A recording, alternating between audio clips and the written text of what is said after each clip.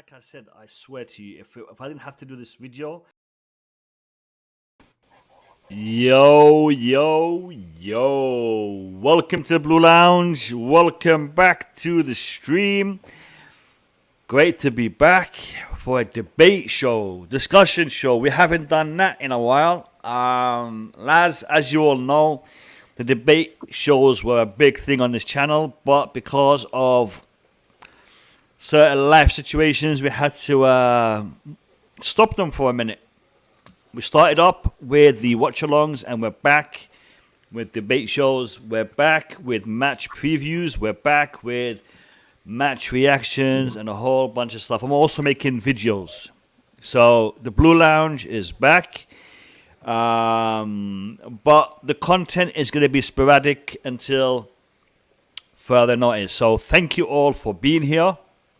Thank you all for subscribing. Thank you all for liking. Thank you all for sharing, retweeting, and all the good stuff that you all have been doing. And I just remembered I forgot to put the other screens on, so I'll be doing that while we are discussing. And as you can see, I have with me two of my most popular, most famous, most well-known, most Chelsea smart, Chelsea wise, Chelsea cultured, proper Chelsea as they have been known in the jewels on my panel. I'll start by saying hello, first of all, to the elder gentleman, because I've seen his grey hairs, Mr. Boogeyman himself. Boogeyman, how you doing? Yo, I'm good. Yeah, you have seen my grey hair, but you haven't seen that much of hair, right? So I'm letting my hair grow. Yo, thanks for having me. Friday, start of the weekend. Happy to be here, man. It's a pleasure to have you, Boogeyman. It is a pleasure to have you on. And I'll have to go to my brother from another mother, the other Arabian stallion, Italian stallion, is a bit of both. Mr. Julius himself, how are you, brother? Good to see you, man. Always happy to be here. Miss the channel. Very happy that it's back and running. And people need to start coming back, you know. They will. They will. Yeah, listen, people in the chat, it's your job to get it out there, to get it known. And the Blue Lounge is back in business. You got to be liking the stream. The way you can do it is by hitting that like button right now. Hit that like button. If you're on social media, share the stream. Share it on your social media platforms. Let people know the Blue Lounge is live. There's a stream going on right now. And it's a debate show. And I'm on it. So is Boogeyman. And so is Julius. So get people in here by hitting that like button and by sharing it on your social media platforms. Just copy the link, stick it on Twitter, stick it on Instagram, Snapchat, whatever you fancy. Stick it on there and ask people to jump on. Today, we will be putting the link in the chat in about an hour's time. So anybody who wants to jump on and give me their thoughts and opinions about the topics we're talking about, other topics that they want to address, you're welcome to do so. We'll be doing that in about an hour. In the meantime, and if I stop lagging, because I can see myself lagging on the screen, in the meantime, we're going to be addressing two main stories. The first one is in respect to Pierre, Emerick, Aubameyang. And by the way, I've made a video about him earlier today. So if you haven't seen that, I urge you to go and check it out after the stream. And the second story we're going to be talking about is Wesley Fofana and his potential move to Chelsea. They are the two stories that we're going to be talking about, the two topics we're going to be talking about, and we're going to address other avenues in respect to that. I have asked a few other members of my panel to attend today. If they do attend, fantastic. If not, we will get into the chat with you guys and we'll debate with you guys in an hour. I'm going to start by asking this question. And you guys in the chat can also jump on. Actually, I forgot to do something. Before I ask the question, let me say hello to the people in the chat. How did I forget to say hello to the people in the chat? I've got some legends in the chat and I forgot to say hello to them. Let me just say hello to them. Jeff, my man, big up. Big up to Jeff and everyone in here. Calbay 4. Very glad to see you back, Mo. I am glad that you're back too. I remember seeing you the last few streams before we went away. So welcome back, Gabriel, the paying member of the Blue Lounge. And by the way, guys, you can have a paid subscription, which gives you access to emojis. Unfortunately, they're still not updated from last season, but I will be updating the emojis. But if you wanna hit that join button and become a member, I would very much appreciate it. It will be a big support to the channel. Gabriel is a paid member, and I believe so is Boogeyman. So big up to you guys. Olu, how you doing, Olu? Olu, I'll be putting the link in the chat in about an hour. So if you want to jump on, welcome to do so. Ali Lowet, my brother, how are you, Ali? Good to see you in here. Exposure. No need, Gabriel. The people who know, they know. They know. So we'll just keep it. No need to go back to discuss those topics. So we'll just leave it for now. CFC Gamer, what's going on, Baggy? Long time, didn't see you. You good? The fact that you called me Baggy, it shows how far back you go. So big up to you, CFC Gamer. I'm doing fantastically well, and I'm glad to see you in the chat. Big up to you. CFC Blues, big up CFC Blues. Good to see you. Good to see you. Lukman, what's Lukman saying? Good evening, guys. I miss you all. Lukman, we miss you too, brother. We miss you too, Lukman. Who else is here? Happy Lewis. Big up to you, Happy Lewis. How are you? Hope you're good. Hope you are good. Yeah, Olu, in an hour, you'll be on. You'll be on. Luke Mudway. Hi, big up to Luke. Big up to Luke. You're back. You're back. Luke Mudway was one of the first people to become a member of the Blue Lounge. So big up to you and welcome back to you as well, my brother. Welcome back to you. All right. Now that I've said hello to everyone, and if I've missed you, I apologize. No, it wasn't intentional. The question that I want to ask, and I'll start off with Julius in respect to the answer, and then I'll hear from Boogeyman. So this is where we are. Pierre Emerick Aubameyang has agreed terms with Chelsea Football Club. Personal terms have been agreed. Tonight, Barcelona are going to be discussing and negotiating the bid that Chelsea have already put in, because Chelsea made a bid. They made a bid of 15 million, I believe it's euros, it might be pounds, but I think it's euros. 15 million euros plus Marcos Alonso for Aubameyang. Barcelona have said they don't want Marcos Alonso to be included in the deal. They want a straight cash deal for Aubameyang. The funny thing is, they also want Marcos Alonso. So what I don't understand is, if you want Marcos Alonso, you're going to pay for him, right? So you're going to give us money back. I don't understand. So if you're going to give us money back, then why are you taking money for Aubameyang when we'll give you the player? So it doesn't make any sense. I mean, if they want Marcos Alonso, they're going to pay for him from the money that we're going to pay for Aubameyang. So they want 20 million for Aubameyang without Marcos Alonso. Okay, how much are you going to sell the Marcos Alonso for? 5 million? So, okay, take 5. So leave the 5 million, take Marcos Alonso, and take 15 million. That is a bit that I'm a little bit confused about. And if you guys can explain it to me and tell me why they're doing this, I would really, really appreciate that. And the other aspect that is a little bit confusing, and maybe you guys can help me understand it, is this. Jules Kounde is a player that we were looking to purchase. We were making headway with him. Barcelona came in the last minute.com, and they took him from under our noses. Now, they can't sign him to a contract. They can't register him as a player if they don't sell Pierre-Emerick Aubameyang to Chelsea. So they have to sell him. So we hold all the cards in our hands. And yet, when negotiating, explain to me what is going on. And I want to hear from your perspective. We'll start with Julius, then we'll go to Boogie. So let me hear it, Julius. I think the most obvious thing to me, and that was exposed initially, in my opinion, with the Jules Kounde deal, I feel we were never in for Kounde in the first place. He was never a Tuchel target or a priority.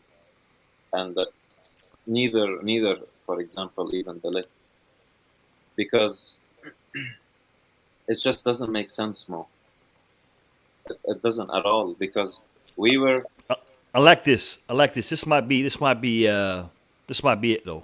What do you think? Mo, this is very simple. Barcelona wants a straight cash from Chelsea, but they want to pay Chelsea in installments for Alonso. It could be. There's another concern I have, is that Xavi is pushing to keep Aubameyang, which is basically like... So apparently, this is from what I've heard from Barcelona fans even, Xavi and the Barcelona board are not on the same page. Not that they're fighting, no. They're not fighting at all. But Xavi, for example, would rather keep Aubameyang. Xavi would rather keep De Jong. The board, on the other hand, they would love to sell De Jong and Aubameyang. So there is that element in there.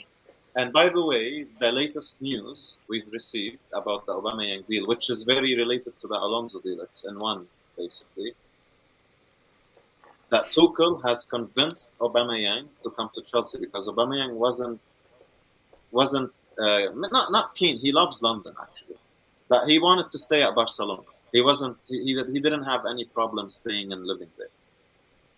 But it was not hard for Tuchel to convince him. And you could even see from Tuchel's press conference, he said that some players will always be his players, and Aubameyang is one of those. So they have that very close bond.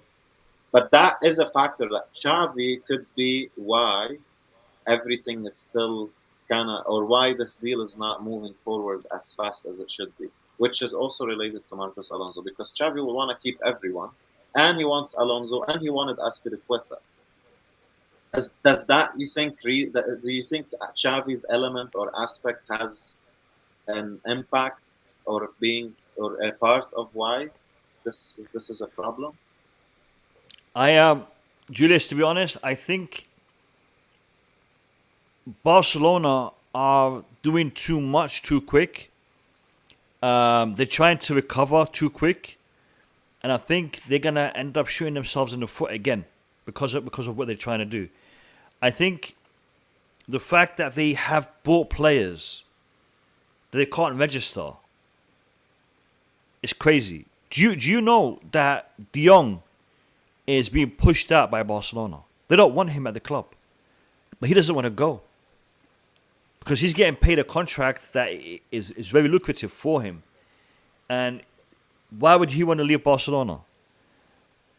But from what I understand it, Chelsea, Manchester United, and Barcelona are all content and happy to have this player leave Barcelona. Barcelona want to sell, Manchester United, Chelsea want to buy, De Jong doesn't want to go. And that is a problem for Barcelona.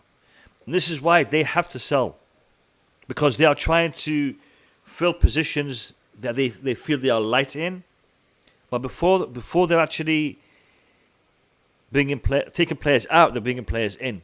So they bought Kounde, they bought what's his name, Louis. They bought a whole bunch of players without actually freeing up the space in the club, and that is their problem. And this is why I think that Chelsea should take advantage of this and play a little bit of mind games, because I think we have the advantage here. Barcelona screwed us over with a deal for Kounde, Rafinha, Dembele to a certain degree. So why should we make it easier for them? We shouldn't. Why should we? We shouldn't. Let me bring in Boogeyman on this. Boogeyman, what's your thoughts on this, brother? Boogie. Yeah, thanks. I'll probably come from another angle. For me, Barcelona, uh, Chelsea fans seem to be um,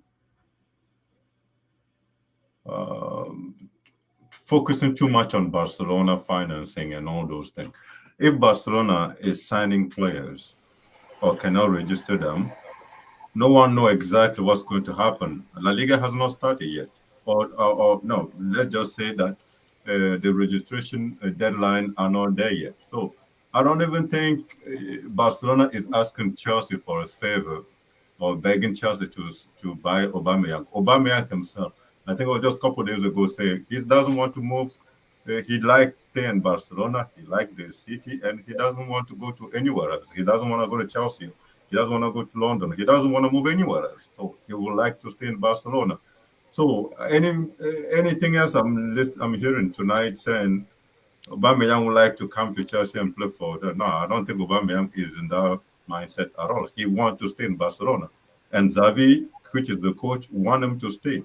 And I think it was during one interview when he chose Real Madrid and all Spanish club over all English clubs and the coaches also something. He said he doesn't want to move anywhere. He would like to stay in Barcelona. He thinks he has a chance to play here. So we need to forget about that. I think Barcelona are screwing themselves. They are. We all know they may be in financial problem, but they're selling a lot of TV rights, so they're okay. Okay, I don't even want I, to discuss Barcelona. I just yeah, don't. no, I no, think no. What you're saying makes sense, but this is also a fact. This is also a fact here from CFC Blues. What he's saying they have registered everyone. Only Kounde is remaining, and they can't register Kounde unless they get rid of someone with a big contract like Aubameyang. my point is this: Barcelona will end up registering Kounde. I'm pretty sure. Whether Chelsea buy Aubameyang or not, they will find a way to do so. So let's not just pretend that we have any card in our hand to block Barcelona to do their own business. So let's do we want Aubameyang? If we have to put 30 million on a table to get him, go get him. If we don't want him, then stop trying All to right, screw up Barcelona. I don't care about that, man. good question. Good question. All right, good question. People in the chat, tell me, do you want to see Aubameyang at Chelsea this season? Yes or no? In the chat, yes Aubameyang, no Aubameyang. In the chat, let me see it. I personally believe Aubameyang would be a great signing for Chelsea as a short term, like I said in my video. However, actually, you know what? Let me find my video and I'll put the link to it in the chat. My issue Sorry, a with couple this of whole minutes. thing is this whole But Barcelona. Boogie, Sorry. do you think that a player who is 33 years old, who has scored a few goals in the Premier League, he's been around the the block with Arsenal in the past. He's done bits. Do you think he can still do it in the Premier League? And do it? And right now with the situation we're in, should we entertain him as a striker? Or I mean, really, where do you stand on Aubameyang for, let's say, 20 million? I'm not going to say 30. I think 30 is too much. Let's say for 20 million, would you get him? Uh, my issue with Aubameyang, in fact, I don't have any issue with Aubameyang. Aubameyang coming to Chelsea will be a blessing. We have, how do you call it? The young Chelsea striker, Broja, getting injured. Why not playing anyways? I don't know how you can get injured when you haven't played anything. You haven't done anything yet. So, if in that situation, Aubameyang coming in is a good thing. But I just don't like listening to people basing the fact that Chelsea may, because of the history between Thomas Tuchel and Aubameyang as a reason why Aubameyang should come to Chelsea. What Aubameyang has done just in Barcelona was the last season, 11 goals in 16 games. I love it. Like, and his run, he has some precision. He can shoot from outside. All those things are enough for me to have him. I think he will be better than Kai Havertz when it comes to the chance conversion, and he will be probably better than Sterling. He will be probably better. He will be probably be better than Broja. But those time in the history with Thomas Tuchel, I don't think he will reach those level anymore because he's there 33 years old. But coming to Chelsea, I'll be happy to have him, just based on what he's done at Barcelona last season. So yeah, I think it's a good deal. But I just Chelsea want Aubameyang, go get him. If Barcelona want cash, get him, give them the cash and bring Aubameyang. Let's stop talking about how do we get back to Barcelona? How do we hear them? No, we're not Would going you to get Barcelona. They're a bigger club would than Chelsea. all right? Would you get him, even though Alonso is not part of the deal, and we still have Alonso to deal with? Of Because we're course. going to have. So hold on. Marcus Alonso, Emerson Palmieri, Cucurella, Ben Chilwell. That's a lot of left wingers, man. I'll come back to you, Boogie. Julius, Aubameyang, 20 million without Marcus Alonso. Good idea? Not a good idea. Where do you stand on him? It doesn't get any better, in my opinion. You put Aubameyang in that Spurs game, we would have won 4-0. That's simple as that. Uh, he's a Premier League proven multiple time, I think, Golden Boot winner. He win it twice with Arsenal, the Golden Boot, and he went to people. A lot of the doubters are basing Aubameyang's form under Arteta, especially at the end. But people forgot that Arteta was very toxic and he had bust-ups and problems with Aubameyang. He didn't want him for some reason because Arteta is a clown, anyways. He's a fraud of the manager. One second. CFC Blues. This story has been debunked. I think he might not be going to He's not to going. West Ham. Yeah. It was spoken about, and I think 2 days ago it was. He decided not to want to go. West Ham were happy to pay the 15, from my understanding, I think, and Chelsea were happy to accept it. But Emerson Palmieri decided that he doesn't want to go. So we're stuck with him at the moment, and Yeah. same with I don't- Alonso I if don't he's think- not part of the deal. I don't blame Emerson. Why would you go to a crap club like that? But it's good for us if he went, but I don't blame him at the same time. Hold on. Apparently, it's been revived. Apparently, it's been revived. Okay, it's back on. It's back again. Gabriel says it's been revived. If it has been, I haven't seen that. Yeah. Luke says it's back on again. Okay, if it's, hey, I'll be happy. I'll be happy if it's back on. So hopefully, Interesting. deal is Yeah. on. All right. So yeah. All right. Good. Fantastic. Good for All right. Chelsea. Yeah. So Thank you, guys. Thank you for correcting me. I appreciate it. I love that. I love it when my fan base is keeping me updated. Thank you all for doing that. Now go smash that like button. Smash that like button. Carry on, Julius. subscribe. And subscribe. Yeah. So we were talking about Aubameyang. Yeah, he's good for Chelsea, man. Like I don't understand why he's not. Why there are doubters. He's exactly what we need. And again, if you put him in that Spurs game, Havertz's chance would have been a goal. As simple as that. It would have finished 3-4-0, to be honest with you. Now I know what Havertz and Aubameyang, the difference between them is Havertz good with the build-up play. You can rely on him tracking back, taking the ball. He has that ability, sure. But we create enough chances inside the box, and if you notice, Havertz or Mason Mount, because they're not top scorers, they're not goal scorers. It's not in their nature. It's not in their game. They're not in the right position a lot of the times, right? Like a lot of the crosses from Reece James, they find no one. Sometimes you have someone like Aubameyang who's fast, athletic, and a good finisher in that box is gonna cause problems, and it will give, in my opinion, because he's more fluid than Lukaku. As a result of that, I think it gives Mason Mount and Sterling and Havertz, if let's say Havertz switched to a wing role, for example, because he can play on the wing, more freedom as well, because a lot of the defenders are going to be worried about Aubameyang in the box, whether headers or running throughs, or you know what I mean. So I don't see that an issue if it's short term, and if we know next season we're going to go get a young striker who's up and coming. All right, fair enough. Want to say this. A lot of people are putting a lot of emphasis on Borja, and we should rely on Borja. Havertz and Borja, together they can do something. Maybe Batshuayi can chip in. I don't know. I don't think Borja is ready. I don't think Borja is ready. I think Borja is a fantastic player maybe a couple of years down the line. Right now, I don't think he's ready. Do you guys think we can afford to go into this season without Aubameyang or someone of that ilk and rely on Borja and Havertz? Because Havertz, fantastic player, but like you said, Julius, he's not an out striker. He's not a 9. He's a false 9 at best. I actually think he's a 10. I think Havertz's best position is a 10.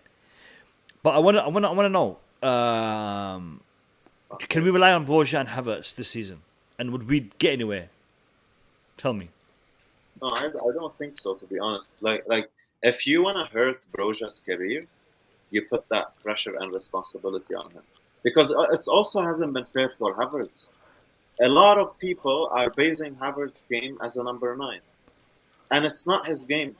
It's not fair. And Havertz, you could look at Muller. Look at Muller at Bayern. Havertz reminds me of Muller. If Muller was a pure number 9, he's crap. You wouldn't be talking about Muller the way you talk about him today. Like, Havertz is a joker type of player. He can play as a winger. He can play as a 10. He can be a support striker, kind of like a second striker, but not really a striker. You can't really. He's one of those players that you can't define a specific role for him, because I don't think there is a specific role for him. He has very good elements in his game, like link up, passing, flair, technical abilities. He can shoot as well, by the way. I don't know why he doesn't shoot that much with us outside the bar. I think he's got a shot in him, and he's good in the air. Diagonal balls. He can head the ball in the box or something. Win the header. Win the challenge. Havertz is not fair for him to base it on a number 9, and it's really hurting his status as a player and his abilities. Broja, I have no doubt that he has the potential for sure. But I don't like to also bring a youngster like that and say, let's rely on him and see if he can make it work. And if it doesn't work, he's crap. It's not fair. If it works, amazing. But why wouldn't you have him with an Aubameyang? He can learn from Aubameyang, and he's not going to have that much pressure on his shoulders if he misses in a cup final, for example. Right? I agree. And I want to just emphasize another point. Before I do that, though, we're on 60 likes, 50 of you in here. I'm sure some of you guys in the chat right now have not hit that like button. And I know some of you guys in the chat right now have not subscribed. So, subscribe and hit that like button. Appreciate it. And for Andrew, thank you. Great to see you back, brother, as well as your panel. Thank you very much for your donation, for your super chat. And my panel, also thank you. I want to go to Boogeyman. Boogeyman. You just heard what Julius said, and I'm with him. Yeah, I disagree with both of you. I know. So I want to hear your thoughts on this, because I know you disagree, but I want to hear your thoughts on this. So, Borja and Havertz, are they enough? Let me hear it.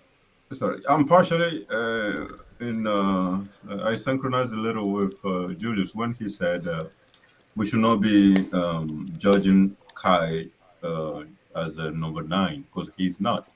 But under Tuchel, all 3 strikers up front, or all our 3 attackers, they're all 9. They're all wingers. They're all 9. They're all whatever you want to call them. So this focus on Havertz is false. The same focus we have on Havertz should be the same focus on Mount, should be the same focus on Sterling. They're all missing chances. They're all not finding a way to face the goalie, the opposition goalie. They're all not getting into that box. They're all not doing pretty much what they were supposed to be doing, scoring goals. So Havertz is not a problem. And we have Armando Broja coming in.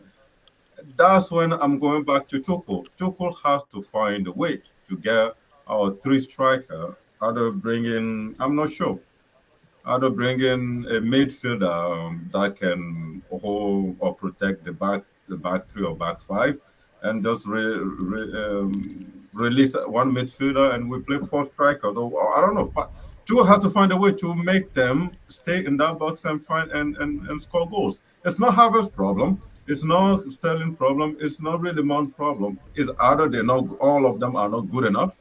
That's all we're talking about. Aubameyang. Tuchel system is having some issues. So that's when I'm with my issue with our attackers. I don't think Havertz is the problem. I don't think the fact that Havertz is not a known nine is the problem. He is a good footballer. He is a baller. He can control the ball. He knows where the goal is. Same as Sterling, same as Mason Mount. We need to get those kids to start scoring goals. That's why the system, maybe. So I'm not sure what to blame at this point. Okay. So your answer is no. We can't rely on Havertz and Borja this season. No, I'm adding two more to it. He's kind of criticizing that they're not scoring the goals that they need to score, but at the same time, when we signed Kai Havertz, we signed him as a number 9. No. So how is it fair then, if he's not scoring every game, to say he's not good enough because he's not scoring? And I agree with you. That's why I start saying I agree with Julius when he said we should not bring any judgment on Havertz because he's not scoring goals. But No. I'm with you on that. I'm with you on that. I am against this narrative that I've been seeing on social media of people disrespecting Havertz and dissing Havertz for his lack of goal scoring. But Havertz, wait, hold on. Havertz is finishing. Can it get better? Yes. Should it be better? Yes. However, we got in strikers. We've got in strikers who we paid money to score goals who have not contributed to our goal tally better than Havertz. Good. Okay? Therefore, is Havertz lacking in that area? Yes. However, that's not what we got him for, and I agree with Julius. Havertz came in to fulfill a 10 role. And he even played as an 8. He played as a winger. He played as a striker. He's been playing all across that front line, and I don't want to see that happen to Havertz, because I can imagine and I can picture Havertz being another Timo Werner in a couple of seasons where he is potentially one of the best attacking midfielders, potential wise, and then he ends up not fulfilling it because we're playing him in all these different positions. I want us to utilize this investment that we've made in Kai Havertz, a fantastically talented player, and play him in his right position. Playing him as a striker. One second. Us playing him as a striker is gonna make him, being played that position. It's gonna reduce his confidence. It's gonna make him a worse player. And I don't want to see that. I want to see Havertz being given an opportunity to develop in his position. What is his position? A 10. Havertz's position is a 10. Where is the 10 position in Tuchel's system? We play with 2 10s. We play with two inverted forwards. So he can be on the left and Mount on the right, or vice versa, Mount on the left and him on the right. We can do it. We can play it. And again, I think Tuchel needs to reevaluate his system. He should not be playing. I think as a second striker, he's fantastic. I agree with this comment here by CFC Blues. False 9. We can play. We can play two attackers with a 10 behind them, or we can play one attacker, as a 9 and one as just behind him. There is multiple ways we can play the guys up front. Absolutely. And Tuchel has done it in the past. He's not always gone with 2 10s and one attacker. He's done 1 10 and 2 attackers, so he can play multiple ways. Yeah, but I want to see us utilize that. So, Boogeyman, I apologize for interrupting you. Carry on. But Tuchel has used Havertz as a first 9 in the system. He has used Havertz as a support. What? Say that again, Julius? I didn't. False 9 by himself.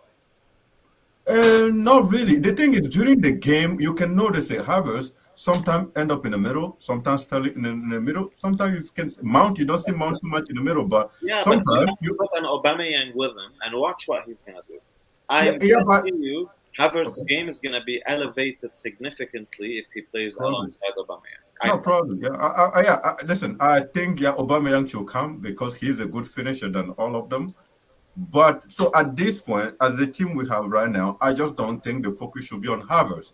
I just think the focus is on Mount, should be on Mount, Sterling, Havertz, or whoever you bring up there. Like all of them, in fact, during the same game, end up in the middle or on the winger or in the middle on the winger. So who is playing the first nine in the entire group? Nobody knows. Even Tuchel said one time, yeah, you can call a first nine, but he has to chase on the wing sometimes, depending on who is in the middle. Their position is interchangeable. Like, so it's not really. I just don't understand this whole thing. Those focus on Havertz, no scoring. It doesn't matter. The thing is, it's not. This is where we may disagree, Boogeyman. I don't think Tuchel had choices as well.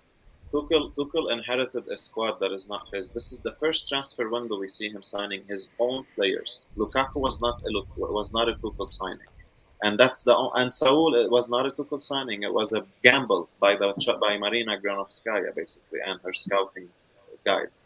But if you noticed a pattern recently, the best players on the pitch, even in the preseason, has been the new signings. Koulibaly has been fantastic. Sterling has been our best forward alongside Mason Mount. Cucurella, I don't even feel he's just signed for us. It feels he's been playing for us for a couple of seasons already. He was slotted in perfectly in the team, and this is the thing. I don't think Tuchel's system is wrong. It's just he doesn't have all the pieces in there to make it perfect. He can't even play a back four. The way the team is built is not. It's basically a bunch of pieces from random places putting together and trying to make something work. Because we have known how Chelsea do business back from during the Abramovich era, is that most of the signings, especially the big ones, are their signings. It's not the manager. And backing the manager is something not heard of in general at Chelsea. We backed the manager one time in 5 seasons. You know, it happens here and there. We've backed Mourinho once, he won us a league. We've backed Conte once. To be honest, not really. Conte may won it in a miracle in a way when he came in. But what I'm trying to say, Tuchel's system is not the problem. The players, the personnel that was available in his squad were the problem. Like, another point I want to mention more before I finish about Mason Mount, because he gets a lot of hate and a lot of stick about everything in Chelsea and how he gets a lot of blame. He doesn't get enough support. Mason Mount is the best player in Chelsea. That team wouldn't be anywhere near and wouldn't have won what we've won if we did not have a Mason Mount. He is the engine of that squad. He's the heart of the team. That's I wanted to stick that in there. Bring in the minimals. Bring in the minimals. Wait, Boogeyman, wait. I'll let you answer, but just wait 1 second. I have seen suggestions on Twitter regarding Harry Maguire to Chelsea. If you have seen anyone reporting that, like a journalist reporting it, tag me. Okay, tag me in a tweet, because I haven't seen anything apart from what do you think if this happens? Now, if you've seen it, if a journalist has reported it, tag me, because I want to see it. I want to read it. All right, because that will piss the hell out of me. I want to see it and I want to read it. Now, before I let you come in on this regarding Mason Mount and what Julius has just said. Mason Mount undoubtedly is one of the best players to come out of the Chelsea academy in a very, very long time. He is the best players in our squad, no doubt about it. However, Mason Mount is still developing. Mason Mount is still improving. I don't want to see us put a lot more pressure on Mason Mount, because Mason Mount is not the finished article just yet. And for us to put all this attention on him might have a negative repercussion because he is going to have a bad game. He is going to make a couple of mistakes. And when he does that, I don't want to see the fan base drop on him like a ton of bricks. Because he's still developing. He's young. All right? I believe that Mason Mount has the potential to be one of the Chelsea greats in midfield. No doubt about it. Him, Reece James, players of that ilk, there will be legends at our club. However, we need to be able to address them and deal with them in the right manner, because if we don't, we will be the reason why they fail. And I don't want to see that happen. Okay, so let's not put a lot of pressure on them. I mean, they will succeed. Let's just sit back and let them do what they do and what they know how to do. Criticize Right, constructively, not hate. That's yeah, what, that's yeah. Like, Boogeyman, you I can apologize. out. Yeah. You know, Boogeyman, I apologize for cutting you off, but I just had to say that. And before I let you come in, guys, what is this with your likes, man? Why are you not liking the stream? Why are you not liking my stream? I mean, come on. I'm back here for you. I'm doing this stream for you. All right, so like that stream. Please, hit the like button. Boogeyman, take it away. Yo, there's a reason why he's going to be our next captain, Mason Mount. He has everything. Um, he always gave 100% on the field.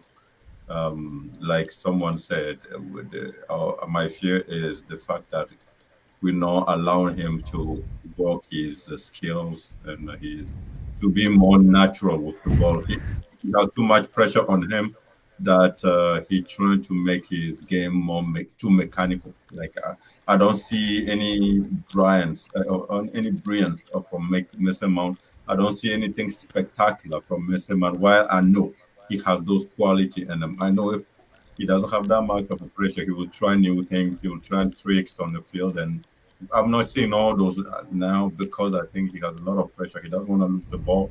He has a lot of pressure to press. Has a lot of pressure to win the ball back, and not all the teammates are not stepping up during most of the game. He has to do most of the pressing and all those things. So, anyways, at the end of the day, the kid has a lot of talent, and we need to find a way to manage his talent so he can reach the level that his potential. That's for sure. So Mason Mount, listen, he's one of the best coming out of our academy at this time. But what I'm going with,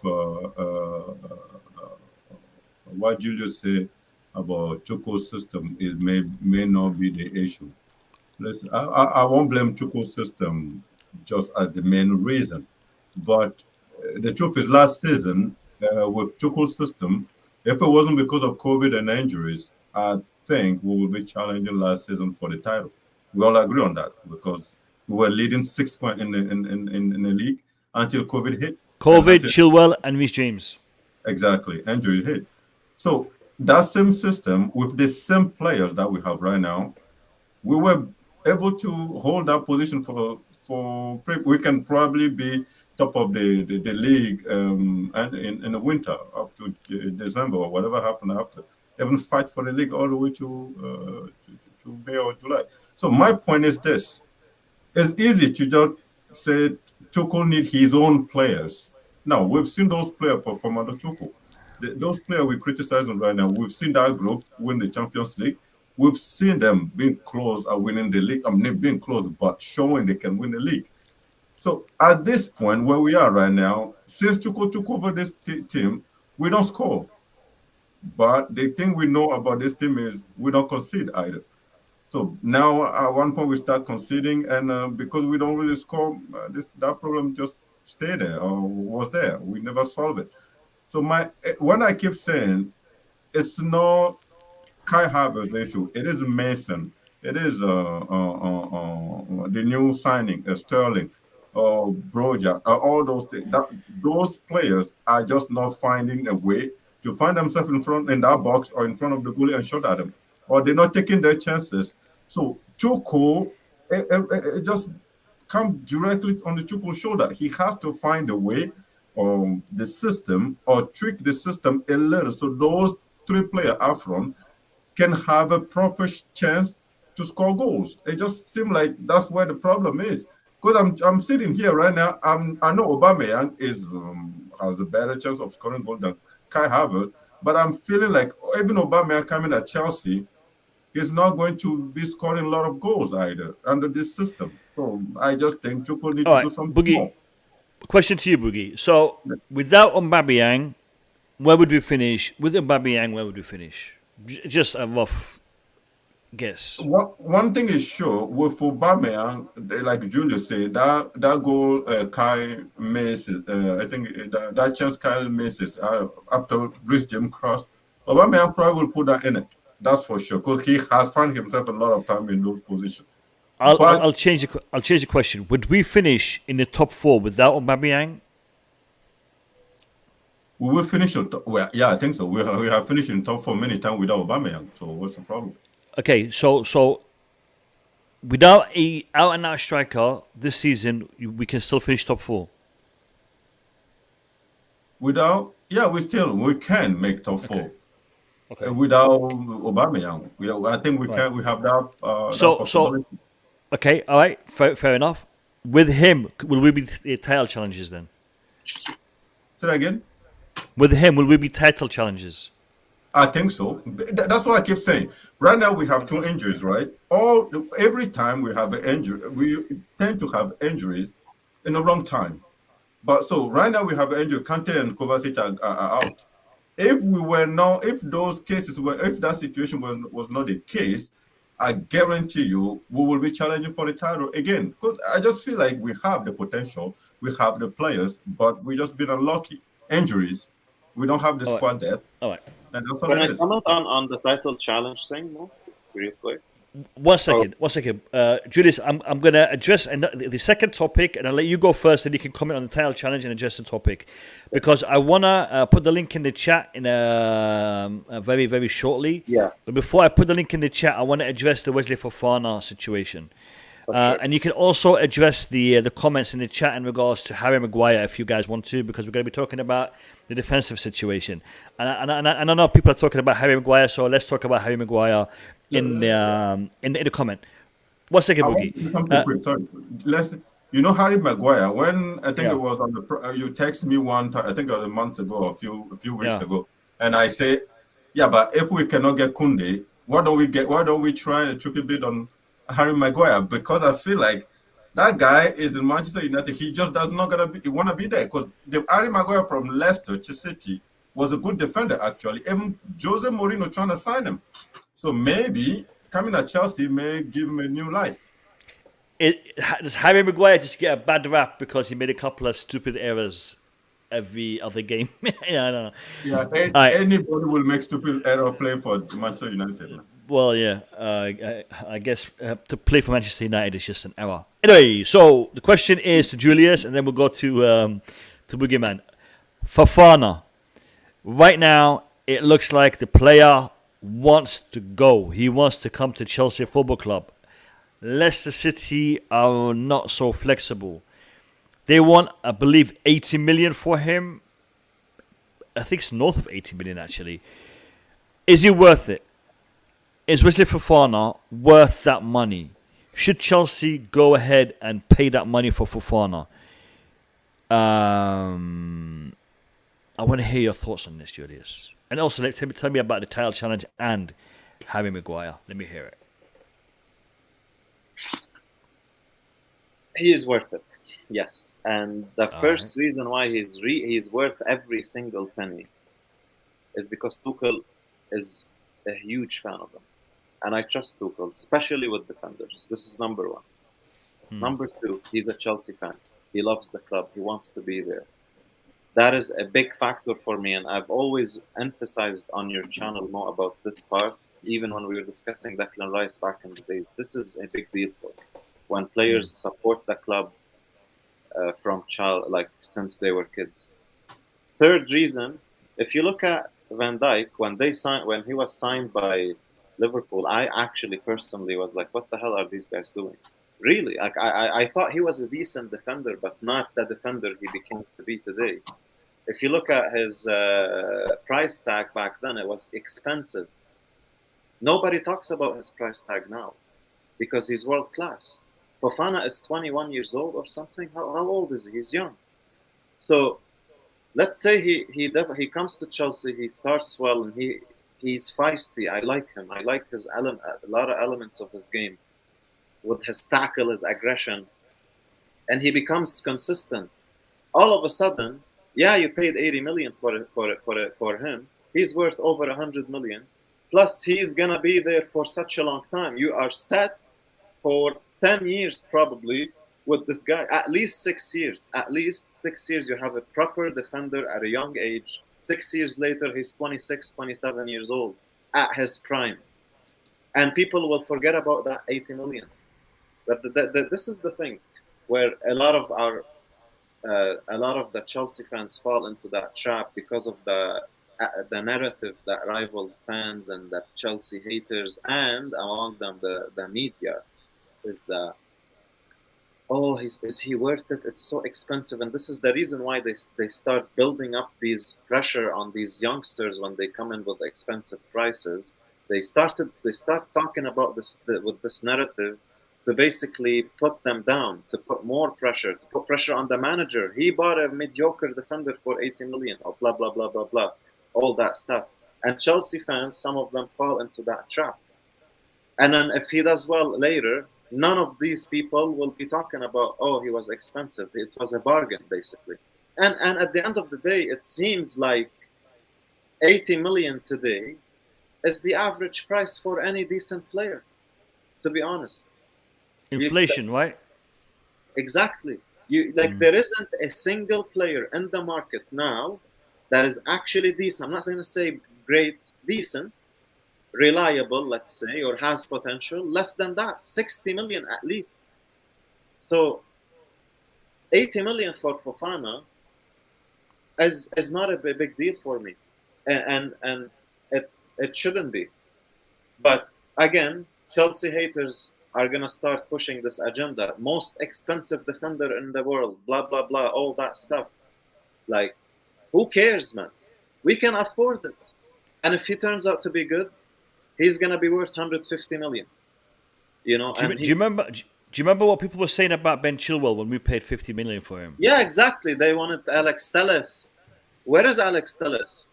Ben Chilwell is 10 times the player Alex Tagliafico, Alex Telles. Yeah, man. And you have these big YouTubers. Oh, Yeah. you know, I think that I've watched Tagliafico. You know, he's watched Tagliafico. He's sick, man. He's exactly what we should be getting with half the price of Ben Chilwell. And look where where are they?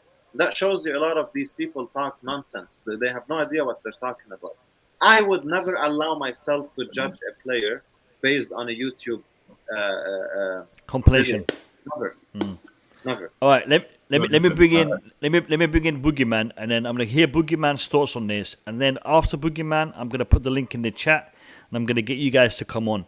Let's get to 150 likes. There's 85 of you in the stream. Let's get to 150 likes. Boogeyman, take it away. Fofana, Wesley Fofana is a good defender for sure, and any defender that has had the basis or a little better than Malang Sarr will be good in our defense. Because you can see it. You cannot have Kalilu Fadiga and have Thiago Silva and Reece James and play between those two top defenders and not be good. You just have to have some control and know when to pass and all those things. And so he has all those basics. He's 21 years old. Yeah. The reason why man is too expensive or man is expensive is because Chelsea has no plan going to this window. And I mean, you can try to get them all the excuses because of the takeover and all those things, but that's what it is. We had no plan. We just doing business day by day, and we miss out on the delay, miss out on Kounde, and likes to notice it and say, okay, if you want Wesley Fofana, you have to pay 80 million, and Chelsea will have to pay that 80 million because, in fact, we trying to challenge for the European title, the Champions League, the EPL, and all the cups. So we need Fofana as part of our defense because that's what Chelsea is about. But I think we should not be focused too much on the price tag. The circumstances make it that expensive.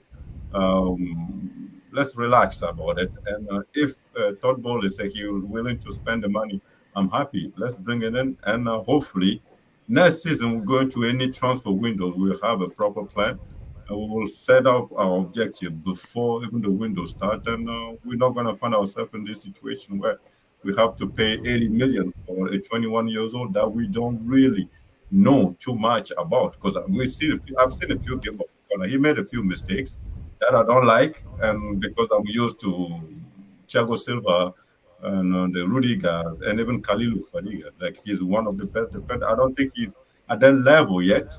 I don't think he is 80 million pound defender, but hey, the circumstances dictate the money. So, man, listen, spend the money, bring the kid in, and let's go challenge for the EPL. And that's all I care about at this point.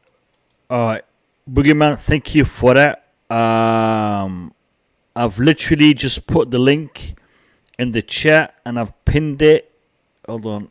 I pinned it to the top of the chat. Anybody who wants to jump on, you have to show your face in the back area. I got to see who you are before I bring you on. You don't have to show your face when you're on stream, but I need to see you when you're in the back area before I bring you on.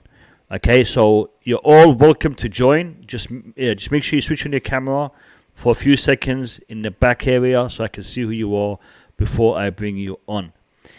Now, I really like the way you're thinking, Boogeyman, and the way Julius is thinking when it comes to the price tag.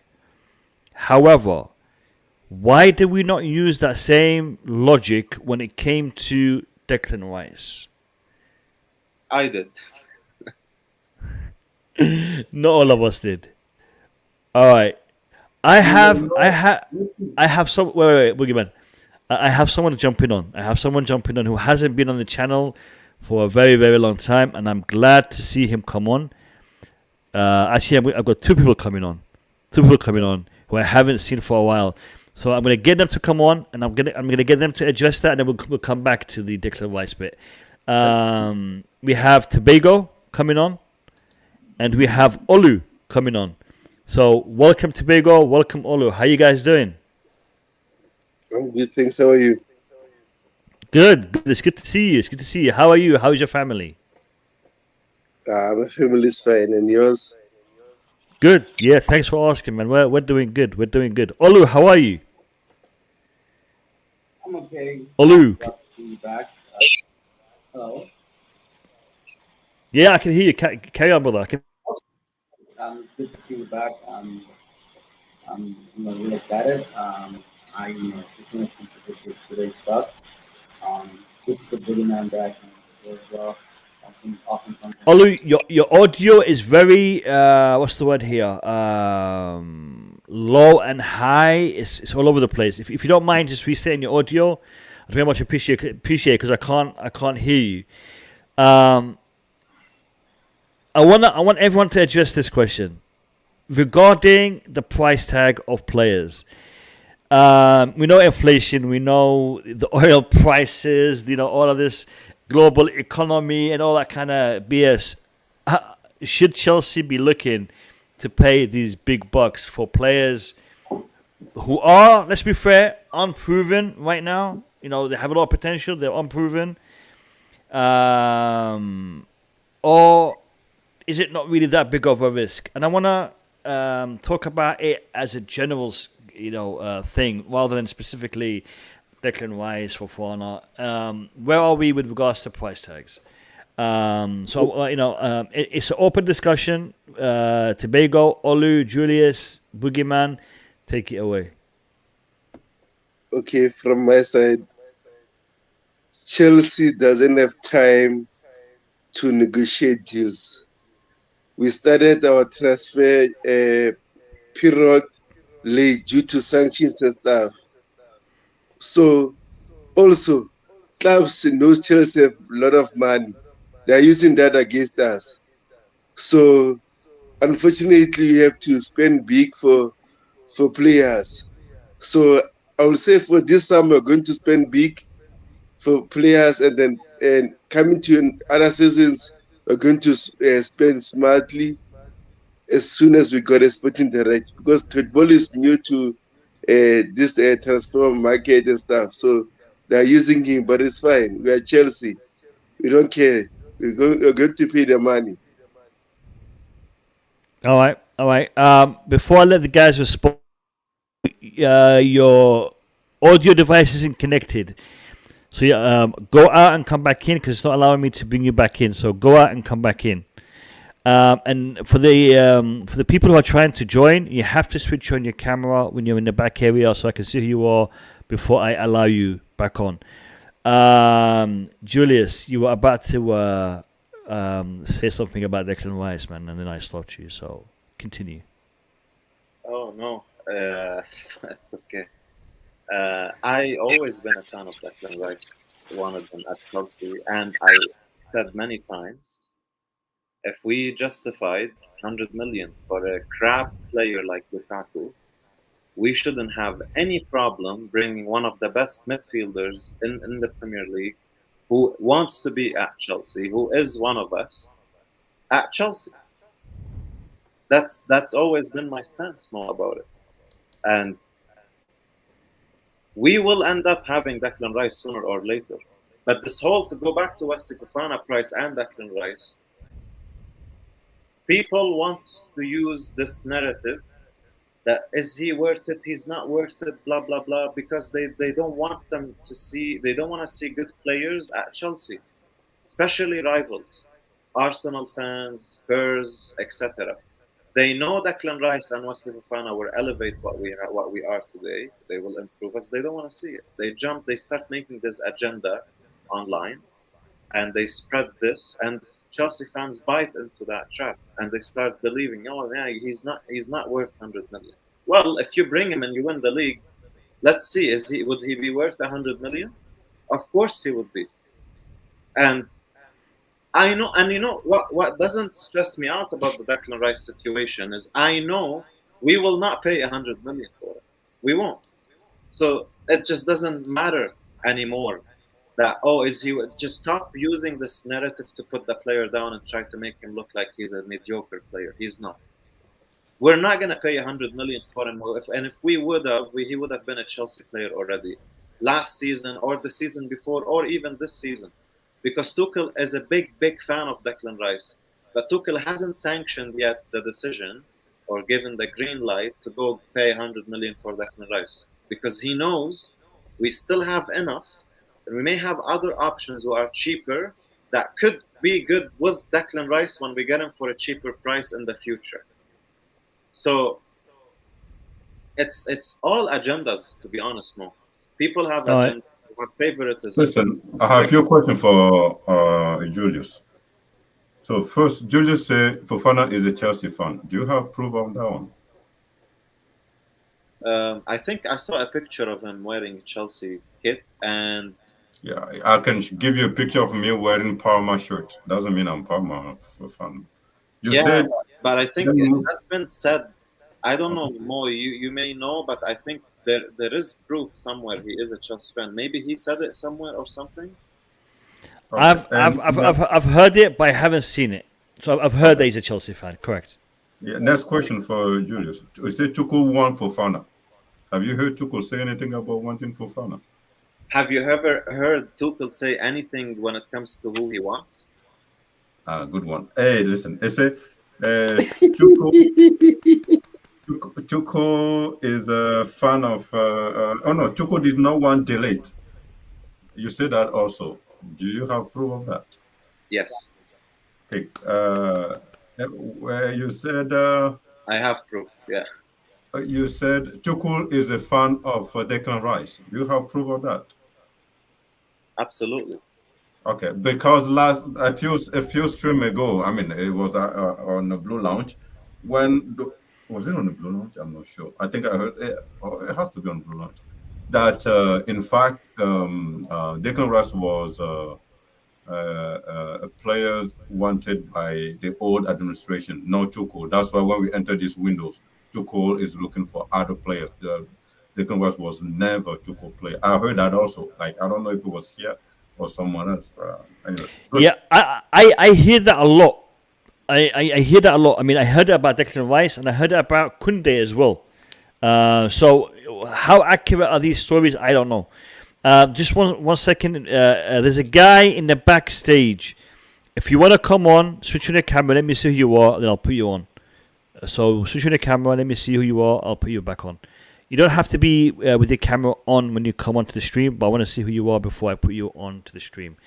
I want to hear from Olu because Olu's been quiet. Olu, what's up? Am I audible now? Yeah, it's a little bit low, but I can hear you. Carry on. The guy backstage, you can switch off your camera. I'll put you on in 2 seconds. Okay, so here's my point on Fofana. A lot of people can say he's a Chelsea fan, for the Chelsea, but that's not the point here. The point is his value. You don't care if he's a Chelsea fan. You value the team. And also, my question is, why, we knew Rudiger and Christensen were going to leave. Why didn't we have behind this guy earlier? Olu, I'm sorry, but I can't hear what you're saying. Can you guys hear Olu? Because I can't hear him. We can't hear Olu, I can't hear you. Your audio is very, very low. You might want to change your mic because I cannot hear a word you're saying. I can hear noise, but I can't hear what you're saying. So please just change your mic. I have with us someone new. I've never spoken to you before. Yomi, welcome to the stream. I hope you're doing well, my brother. How are you? Hey, hi. Hi, I'm Yomi. How are you? Nigeria. Hey, Welcome, my brother. Welcome. Welcome to the stream. What do you want to talk about? Yeah, I have some couple of things. Take I it want away. to start from. I want to start from the Fofana situation. I don't believe Chelsea is going to pay 80 million for Fofana. Okay. I mean, I just feel normally that's what Leicester does, and that's what they do, and eventually Chelsea's going to get him for something lesser than 80 million. I believe that strongly. Okay. Because What do you mean by that was what they Leicester? said about and the Chilwell situation. They were talking 80 million, and Chelsea got him way cheaper than that. I'm not saying we are going to get Fofana for 50, but I'm sure it's not going to be up to 80. I think we bid 70. Is that right, guys? If correct me if I'm wrong, but I think Chelsea did bid 70, the last offer. Yes. Is that correct? I think 75 or something. If I remember. 77. I heard 70. I heard 70. Guys in the chat, let me know what was the last digit or the last number reported. I believe it was around 70. But I think Leicester are holding out for 80. Yeah, I mean, even if it's going to be 77 or thereabout, because I understand the weight of him being the most expensive defender, the media is going to milk that. They are going to, they will virtually destroy him if he's not careful. And if Chelsea is not careful with him, he's 21. And which is expected to make mistakes. He's not the best centre back at 21. He still has a lot to learn. He has to grow in that field. So there are sometimes we will see mistakes from his game, and you can bet it the media will kill him. They will eat him up. That is the most expensive. So I'm sure Chelsea's looking at that angle, and they want to be careful putting that kind of a weight on his shoulder. Talk to me about Aubameyang. What's your thoughts on that?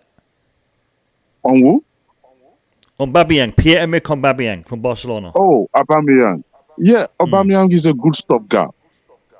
Is a good stopgap. Because if you look around, who else are we going to get as a striker in this window? He's available. He's a goal scorer. Yes. Sometimes we may look at his antecedents in Arsenal. Some people will point to that, but I think Arsenal either didn't manage the situation properly. So he's a good stopgap. He's worked with Tuchel in the past. He's a good footballer. So I think he's a good stopgap. All right, Yomi, thank you very much. I want to talk about Kounde. Go ahead. Yeah, I go want to ahead. talk about Kounde. I think there's a situation about Kounde that I'm not clear about. The way Chelsea handled the Kounde situation is kind of surprising to me. In the fact that I'm having a sense that I don't think Thomas Tuchel wanted Kounde. Can I tell you Because, something that yes, Go ahead. Go ahead, Tobago. Go ahead, Tobago. okay, from the reports that I've been hearing, the meeting between Todd Bowley and Barcelona, uh, Laporte, and other guys, they agreed on not interfere to the players that they want at the same time, just like De Jong, not De Jong, I mean Kounde, Rafinha and stuff. If, for example, like the Chelsea already know Barcelona is struggling, so the only way they build the relationship with Todd Bowley, they offered him players that they don't necessarily need, just like Dest, Depay and stuff, and even Dior. So I feel like Chelsea pulled out due to the relationship they want to build with Barcelona. But again, if Chelsea needed Kounde, they should have paid more money. So clearly, we we didn't want him that much. Yeah, Tobago, I agree with you. I think Kounde is a player that was being looked at by the previous administration. And I think exactly. it wasn't really, yeah, I think it wasn't really Tuchel who was keen on him, but Tuchel was happy to have him because he was recommended by the previous administration. I think when the previous administration went, a lot of the players on that list were looked at by the new administration. They addressed the situation, but I think they weren't really pushing like the old administration were pushing for them. I personally believe Kounde is a good player. Okay. Did we fumble the deal? I think maybe to a certain degree we did. But I think at the same time, Barcelona came in quite strong for a lot of targets that were on Chelsea's radar, like Rafinha. And I think the reputation that comes with Barcelona might have kind of taken away the attention from Chelsea. Keep in mind, a lot of these players coming into Chelsea Football Club will be worried because this club is under new administration, a new system, a new ownership. Are they going to continue to be successful like they were under Roman Abramovich? Are they not going to be continuing their success? What's going to happen? So a lot of players are worried. I mean, a lot of players who come to Chelsea will be looking to win titles. That is not as guaranteed as it was in the past. I mean, look at Timo Werner. He won a Champions League. He won a World Club Cup. He won a Super Cup. Did he have 2 fantastic seasons? Debatable. Did he have match trophies? Definitely. And that's what Chelsea is known for winning stuff. And the fact that they're under new ownership is they're not as attractive as they were in the past. And maybe 1 or 2 seasons down the line, things will change. I want to give Olu one more chance and see if his mic is working now. Olu, talk to me, brother. Hi, I think my mic is better now. Fantastic. Take it away, brother. Take it away. Great. Okay, so with regard to the Fofana's transfer, I want to say this out. I'm not trying to be pessimistic, but my only worry is Fofana is a good player. He's 21. He's got a lot of potential. But my problem is, this is a player who's coming from a long-term injury. He has hardly played, up to 60 games in the EPL. And all of a sudden, we want to sign him for the world record fee as a defender. That, for me, it's a huge pressure on the player. I'm not saying I don't want him. If he comes to Chelsea for a much lesser fee, that would be great. But this falls back to Chelsea Football Club. Like I said, we're never proactive. We only tend to be reactive. It's for me. We knew Rudiger and Christensen was going to leave, so definitely we knew we needed a replacement. So why didn't we think smart like the way Liverpool did business? Liverpool got Kounde for, 35, 40 million pounds, and I can bet Can I you. interfere? What? Sorry. Can I interfere? Remember, we are all sanctioned. Just remember that. Sorry, I didn't get you there. Chelsea was sanctioned. We Yeah, couldn't you being play. sanctioned doesn't mean you can't do your due diligence and search for players. Like, come on. Your sanction doesn't mean you can't start negotiating or doing the back, searching for players. Like, come on, what's the scouts doing? It's not an excuse for me. It's not an excuse. We were on sanction and we still got Sterling. So my point here is we didn't act well enough. We are losing two key defenders, and now we're under pressure to sign Fofana because of we don't have much option, and that's the problem. Like I was saying on Kounde, Kounde is a much better defender than Fofana, but he came at a very lesser price because Liverpool did their due diligence, got him at the right time and the right price. So for me, I don't want to dwell too much on Fofana. If he's gonna come, good. But I wish we could get him for a lesser fee. And Aubameyang as well. At this point in time, we need a goal scorer. A lot of Chelsea fans might like Kai Havertz. I don't know what to call it, but look, Kai Havertz is still growing. He can be our main focal point as a striker. He can be as an alternative, but not the main striker. And that's just the reality. A lot of fans might not want to accept it, but it's just a fact. It's tough. Look at our competitors. They have proven goal scorers. You know, Having Kai Havertz there is good and Breuer good, but not to be our main striker. No, we need more than that. Aubameyang coming to the league is a proven striker. He'll come, do the job for a time being, and definitely we probably need to move him over time. So for me, that would be a great signing. He's 33, 34. You can call him a little bit too old for a striker, but I think he's in shape. So I think it will do good for an extent. So for me, that's just my contribution. Fantastic. Boogeyman, Julius, you heard what the boys have had to say. What's your thoughts on what they said? Yeah, listen, I'd like to say something quick about the fact that we missed Kounde. We missed Kounde because at that time we have two inexperienced people managing our transfer, and namely Todd Bowley and Tuchel. They have no clue what it is to deal with a transfer. Of course, they're getting better as the day pass and the learning on the job. So Kounde didn't come to Chelsea. It's not because Tuchel didn't want him. It's just because those have no idea how to do it. That's what it is.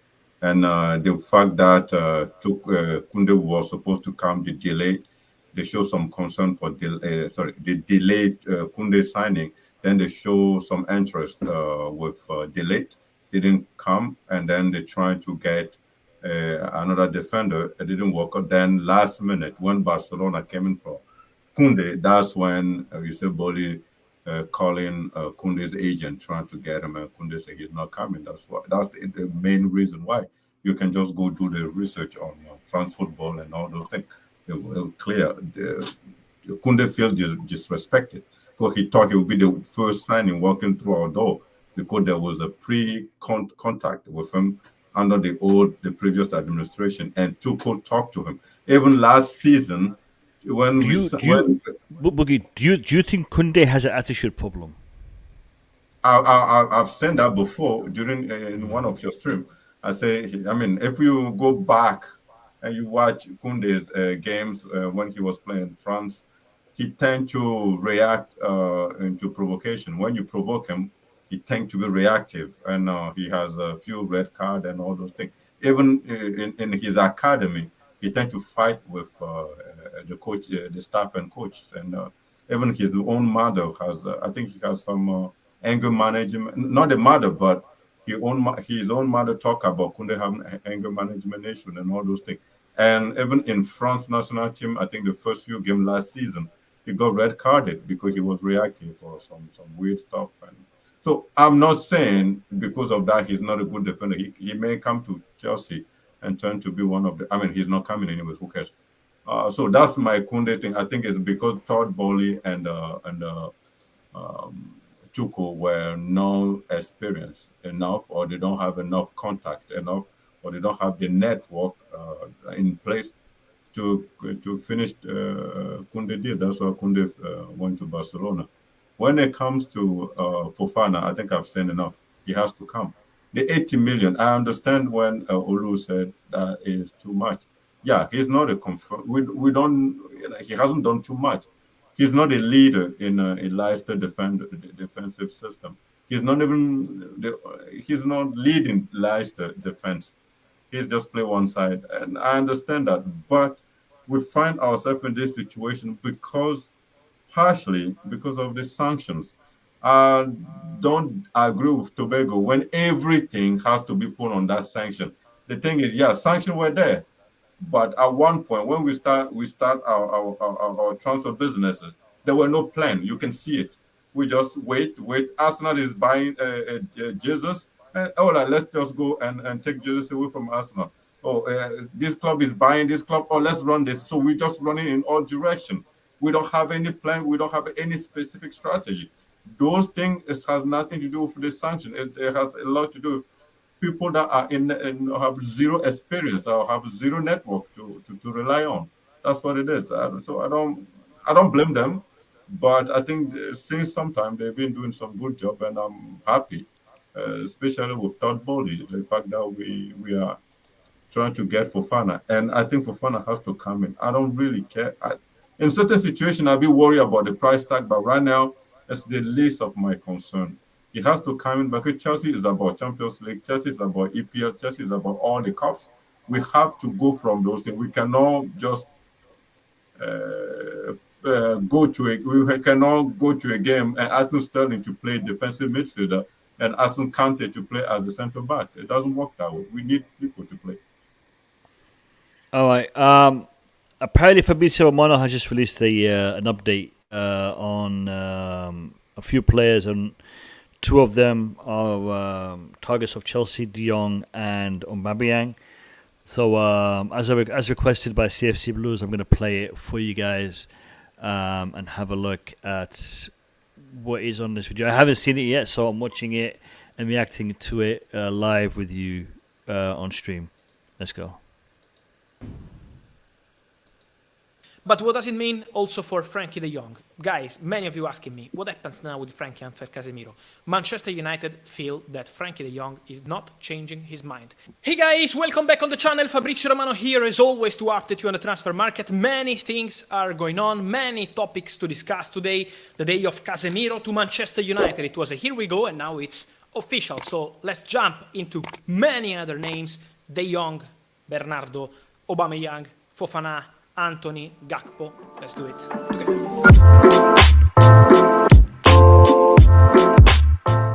And so guys, Casemiro is officially new Manchester United player. Full agreement signed with Real Madrid. £60 million and not euros, plus £10 million and not euros as add-ons. So the total potential fee is £70 million for Casemiro. He will be in Manchester on Saturday morning. He will not play, as I told you earlier today, with Liverpool, but he will try to be in the stands at Old Trafford. He will fly to Manchester to undergo medical tests.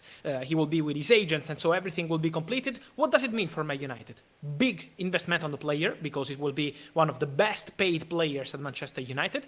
But what does it mean also for Frankie de Jong? Guys, many of you asking me, what happens now with Frankie and Casemiro? Manchester United feel that Frankie de Jong is not changing his mind. He's not giving any signal of a change at the moment. So Man United still feel that for Frankie de Jong, everything is in total standby. They don't feel they're close to de Jong or they're progressing on de Jong. They feel that at the moment is total standby, and if something happens, they know, Man United know, that Chelsea will be there. So more than difficult, Frankie de Jong for Manchester United. We can't say over, but really more than difficult, because there is nothing going on between United and de Jong since July, and also because Chelsea, in case Frankie will change his mind, will be in the list. So at the moment is difficult, but never say never, we know, in the transfer market. So this is for Frankie. Man United are now focused on a new winger for Anthony. I'm told that the player wants to go. The player wants Manchester United move. He's really pushing for this move. This is why he was not training with the team on Friday, but just at the training ground in the gym. Anthony told Ajax with his agents that he wants the Manchester United proposal to be discussed. Ajax said no to a 80 million euros bid.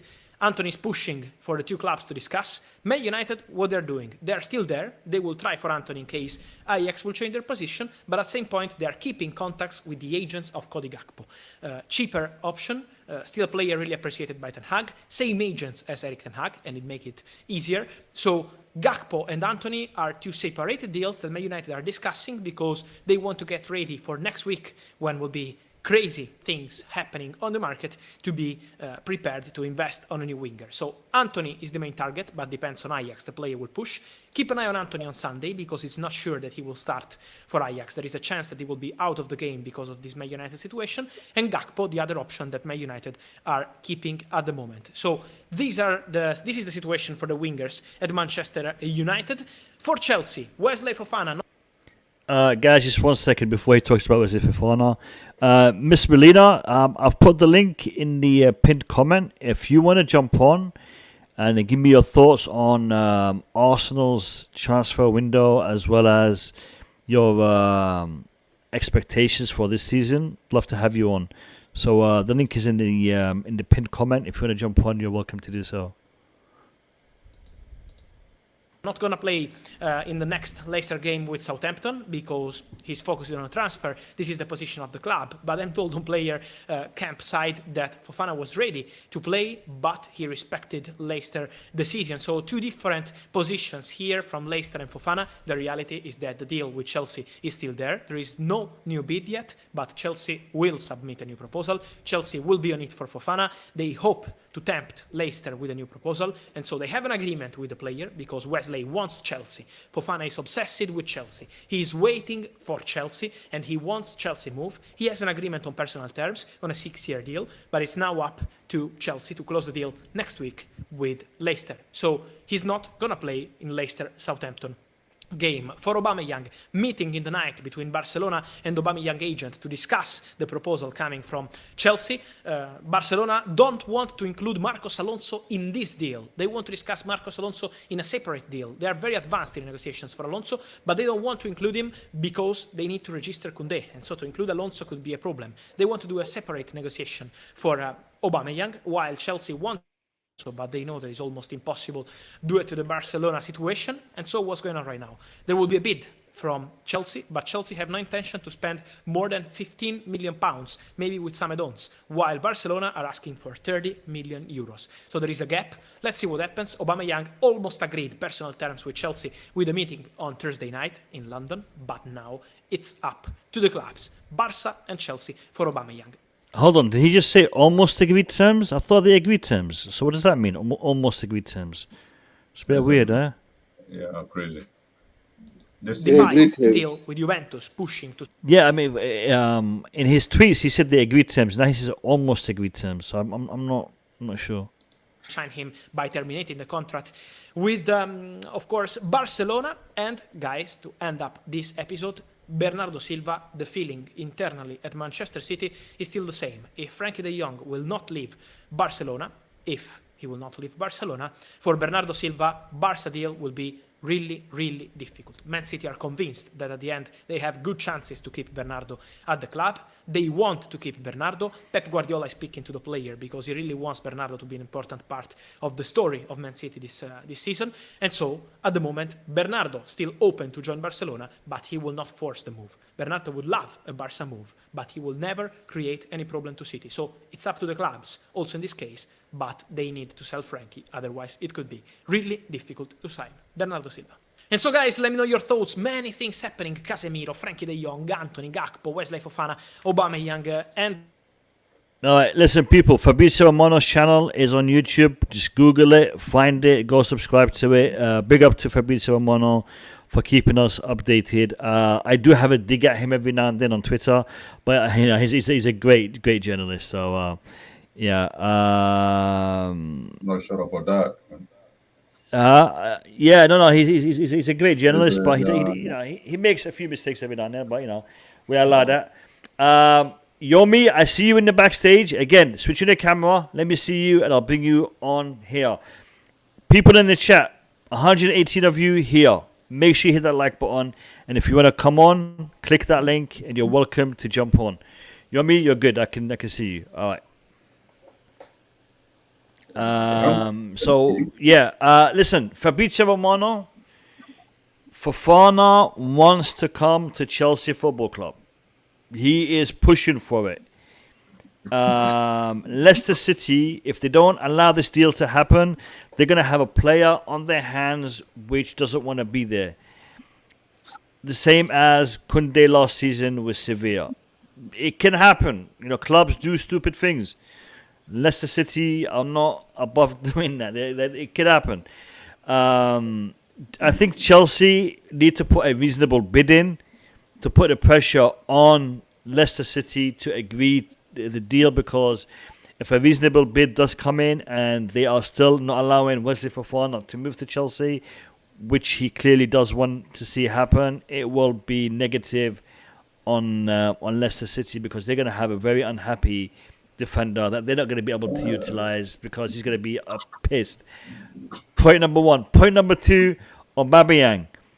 I said, why are they not allowing Alonso to be part of the deal? It's explained by Fabrizio Romano, and thank you for saying that. It's because they want to register Kounde, and having Alonso as part of the deal is going to add another player that they need to register, and right now they're unable to do so. They might have to get rid of a couple of players for them to be able to get Alonso through that door.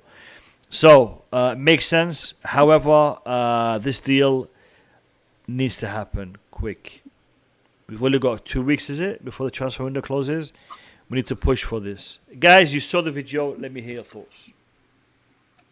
Listen, I'd like to add something quick when it comes to Aubameyang and Alonso and Aubameyang Alonso deal. Listen, I'm pretty sure that if Barcelona want to register Kounde, they can register one of the players that they think is just part of the squad. And for Kounde, if Kounde is that important for them. So all those things, Barcelona will find a way to put Kounde in that team and register them. And Kounde will be playing in La Liga. Whether we sign Aubameyang or not, I think we don't have any leverage. Let's go in it and pay the 30-something million that Barcelona want, and bring Aubameyang in and stop playing around. Get a player in instead of trying to be smart. Get him in, and let's move on to other targets. Yeah, right. All right. You're right, beginner. We don't have time to waste. We have few days now in the transfer market. Unfortunately, we started late, so we have to sacrifice, just man up, pay up their money, get our tickets, and move on. Because clearly we are creating a lot of chances, but again, we're still missing them. So having Aubameyang there will give other guys competition and stuff, so that they can just pull up their socks. Because it's not good enough. You can't complain about the same thing 3 to 4 seasons now. So Chelsea need to pay the money for Aubameyang. Yes, some fans will say no, it's the Arsenal former Arsenal player, blah blah blah. We don't need that. We need goals. We don't care about what he's been. He's a former Arsenal player. But what I like about former Arsenal players, when they come to Chelsea, is that we win a major trophy. So I'm happy about it. And also, I want to talk about with all about the Wesley Fofana deal. The reason why Leicester City are holding up on him, because he signed a contract extension in March for 5 years. So do you think Leicester City will sell him for 50 or 60 while they extended this contract? Also, a Premier League proven player. Doesn't work like that.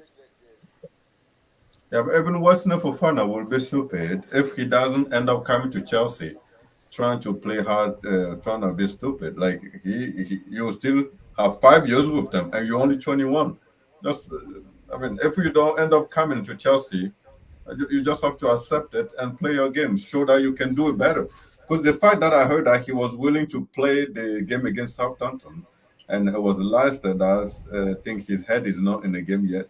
Because if you remember the Arsenal game against Leicester, the Brazilian was pretty much running Wesley Fofana around. He was not as good. His head was not in the game that much. You can see it. So though, when you see those things, you know that he's not really the leader of the Leicester defender, but he's good. I'm not questioning his quality. In Chelsea, you'll be playing with what? Khalidou and Thiago Silva. You can only get better with playing with those defenders. So I think it's a good thing for him to be sit out of the Southampton game. But in case he doesn't end up coming to Chelsea, he need to relax about this whole thing. He's only 21. He has, like Tobago say, he signed 5 years deal. What do you expect? You put Leicester in a strong position. They can also sell you next season for 80 million. You know, so why not wait? You know what I mean? And the other issue, Boogeyman. Hold on, Tobago, hold on. We've discussed this topic to death. I want to discuss one more topic before we end. Mike Dean. We all know who Mike Dean is, right? We all know who Mike Dean is? Spurs fan, yes. Mike Dean, the Spurs fan, the VAR official at our last game, did he apologize, or did he just say that he made a mistake? I think he just said I made a mistake. As you all know, we're playing Leeds United on Sunday. We've appealed the decision to ban Thomas Tuchel from managing the team or being on the bench for that team, and the fine of £35,000, I believe. It's being investigated. It's being looked at. Therefore, Thomas Tuchel will be able to be on the bench to manage the club in the game against Leeds United. What do you guys think about this whole thing? Yeah, there was no apology. You're right. It was just him admitting that he made a mistake. Yeah, correct. So, what do you guys think about this whole thing? I want to hear your thoughts on it. I mean, is that enough? You know, I didn't do the right thing, and that's it. So what? I didn't do the right thing. Maybe I should have in hindsight. Blah blah blah blah blah. Is that good enough? What do you guys think about the whole topic of Mike Dean? And guys in the chat, I want to hear your thoughts and opinions on Mike Dean's statement. Let me hear it in the chat. Let me see it in the chat. I'm going to start with who wants to go first? Take it away. Who wants to go first? Okay. Can I? Yes, can I you say can. something? Go ahead. I don't even think that was an apology actually, and he didn't even. I don't think he accepted that it was a foul, because the PGMOL on Monday did not even call it a foul. Actually, hold on a second. You're spot on, because in his statement, I believe he said that he should have asked Anthony Taylor to go and have a look at it on the screen. So he's not even admitting that it was a foul. He said he should have told him to go have a look at it and make up your own mind. Which, yeah, you're right. Carry on. Sure. Yeah. So, and on Monday, the PGMOL did not say it was a foul. So, and if it was an apology, why didn't he go through the right channel of apologizing? I mean, he's writing in his own article. He's being paid to write an article, for God's sake. So he's writing an article and he's saying he should have done this. Doesn't mean that he's apologizing, to me anyway. Listen, I've heard the FA or the referees apologizing to Frank Lampard. I think it was Everton against Manchester City or something, right? there was some mistake last season, and there were official apology when it comes to Everton. Listen, I agree with the guy that just talked. It was not an apology. And you know those cases where someone lie about you and you end up spending 5, 6 years in jail, and then the same person go back to the police and say I lied, and they release you, and then someone asks you, so are you going to say thanks to the person that when they say no, he was lying? Like no, it's just 5 years of my life that you just fucked up. So I'm not going to sit here and say Mark Dean saying whatever he said on the news is some sort of apology. The fact is, we still have our 2 points from us stolen, and we still don't have them. That's the only reason why Chelsea is sitting at 4 points right now. So, as long as the same margin, the combination margin, and Tony Taylor, they don't like. Let's say a game against Liverpool, when Liverpool score a goal and they refuse the goal, they rejected the goals, and until we score and they give us the 3 points, then I'll be like, okay, yeah, I mean, I'm happy with that. But other than that, those two, I don't even want to say anything because I will just start swearing. Swearing right now. That's how much I hate Anthony Taylor and Martin. What they did to us that game is make no sense and has no, how do you say it? There's no logic in it. It just, and the thing is, the entire world see it. Like Tuchel was saying, the only reason why Mike didn't come out and saying those things is because what are they gonna say? The entire world see it. You can pull someone here, and they'll say, "Oh, in the guideline, it didn't say we don't have anything writing about Bookie, pulling." Are you Bookie, kidding me? If you did that on the street to someone, you'd go to jail. No, did you listen to? And when someone, I think I used to say when Julius said there is a propaganda against Chelsea, I said no, it's because Chelsea as a corporation does not complain too much. That's the other thing I love about Tuchel coming out publicly last time. You make it official that there is a referee that don't like Chelsea. That's all it clear. It's just clear that way now. So the thing is when a lot of propaganda, the journalists, the pundit, they say, oh, like what happened to Cucurella is because there is no test. There's no test saying anything specific about pulling someone's hair. What kind of joke is that? That's a violence. Like it's like there's no test say I'm putting my finger in your ass during the game. Of course, there is no. If I do that, I'll be fucking kicked out of the game. There's no test for anything. You just have to use your fucking mind, guys. Like this guy are just playing a game with us, especially the pundit. That's now why I believe in this whole propaganda. And there's something going on against Chelsea, and we need people like Tuchel. We need people like whoever will be in charge of Chelsea, especially the assistant coaches or anybody that is officially affiliated to Chelsea Football Club. We should talk about it. We should make sure that this thing does not happen again. And listen to those idiots talking about the fact that there's no test. Fuck off. Yeah, I agree. I agree. Boogeyman dropping bombs today. Boogeyman dropping bombs. By the way, hold on, Twigo. By the way, guys. Just so you know, this channel is no longer PG. This channel has gone up and become X-rated. I don't know how you call it. Parental guidance recommended. Parental guidance recommended when watching this channel. In the past, I did not allow a certain tone or a certain language to be spoken on my channel. I have relaxed the 18 plus by CFC Blues. I have relaxed the that rule because I think it stopped us from being able to express our emotions.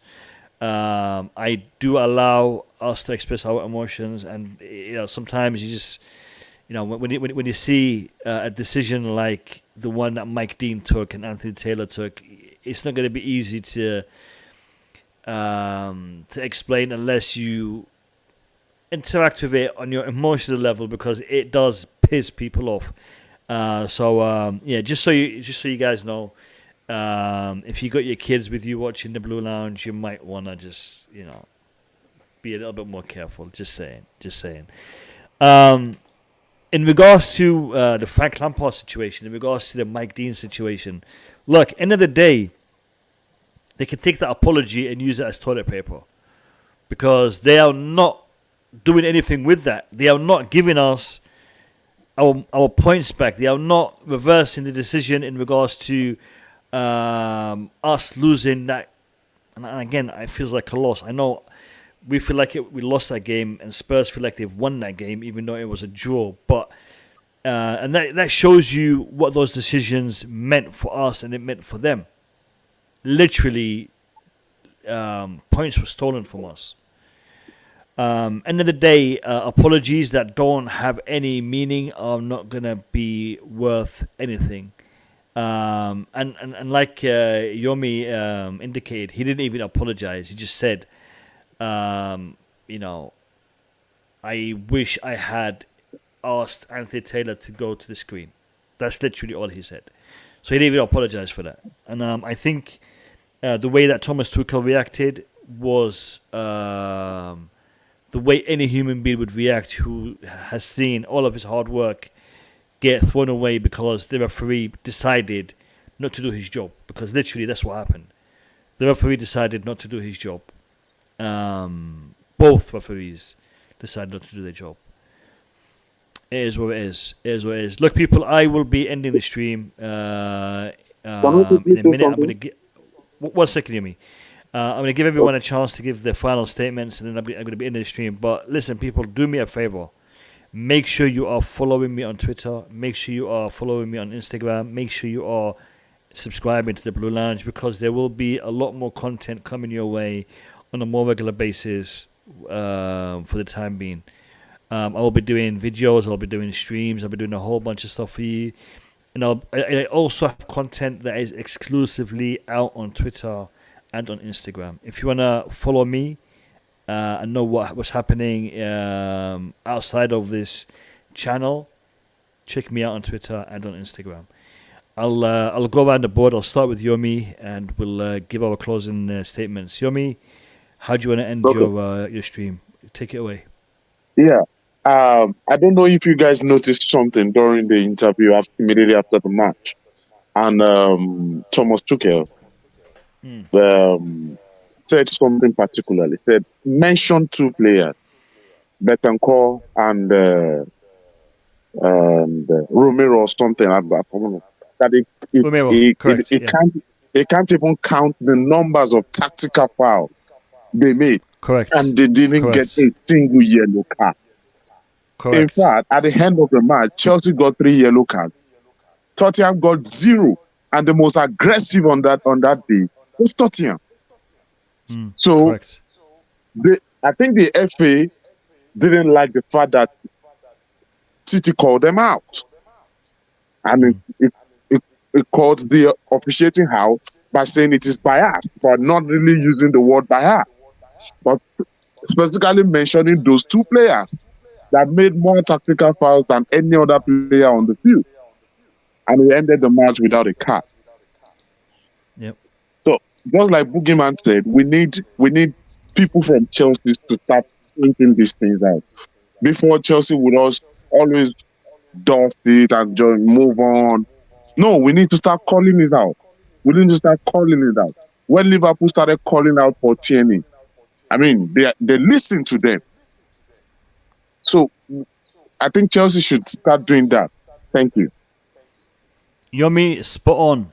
Brother, thank you for coming on today. It's been a pleasure to speak to you, and I hope to see you in future streams, Yomi. Thank you, my brother. Thanks for coming on. Okay, let's go to Olu. Olu, what's your final thoughts, mate? Olu, you're on mute. I can't hear you. Let me unmute Olu. Okay, I can't unmute you. Let's go to Tobago.